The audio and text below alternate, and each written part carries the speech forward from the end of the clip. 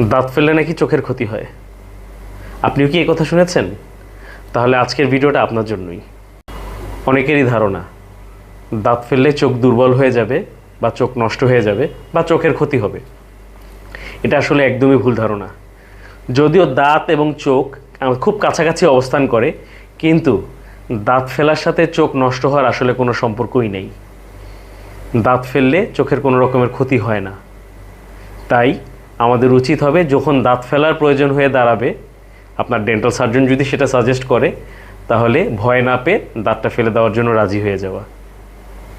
কারণ অনেক সময় দেখা যায় ডিলে করার কারণে সমস্যা আরও কমপ্লিকেটেড হয়ে আরও বড় ট্রিটমেন্ট করা লাগে শেষ পর্যন্ত। আজ এই পর্যন্তই। এরকম আরও কোনো কিছু জানার থাকলে কমেন্ট করে জানান। আমি ডক্টর নাজরান কাদের চৌধুরী। দেখা হবে আগামী ভিডিওতে।